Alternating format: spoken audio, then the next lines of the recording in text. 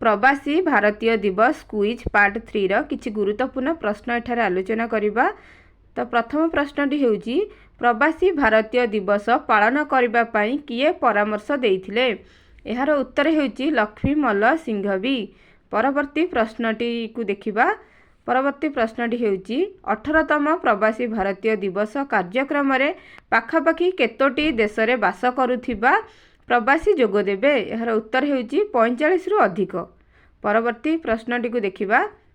सबुठारु अधिक प्रवासी प्रायतः केउं देशरू भारत को आसुछंती।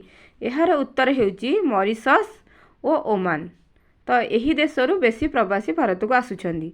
परवर्ती प्रश्नटी हेउची भुवनेश्वर केउं स्थान रे उत्सव पालन पई प्रस्तुत करा जायछि। तो एहार उत्तर हेउची जनता मैदान। तो एठारे एही उत्सव पालन पई प्रस्तुति करा जायछि। परवर्ती प्रश्नटी हेउची प्राय केते जण प्रवासी उत्सव रे जोग देबा पई रजिस्ट्रेशन फॉर्म पूरण करिसंती। तो एहार उत्तरटी हेउची 2500 जण। परवर्ती प्रश्नटी को देखिबा। प्रवासी भारतीय दिवस रो वेबसाइट टी कोन। एहार वेबसाइट टी कोन रहिछि। तो एहार उत्तरटी हेउची pbdindia.gov.in हेउची एहार उत्तरटी।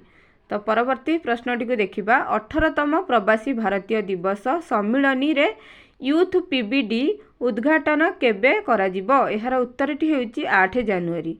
जदि वीडियोटी भल लागि थाए तबे वीडियोटी को लाइक करंतु एवं चैनल को सब्सक्राइब करंतु।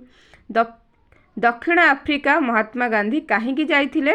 एहार उत्तरटी हेउची दादा अब्दुल्लाଙ୍କ लीगल केस लढिबाकू।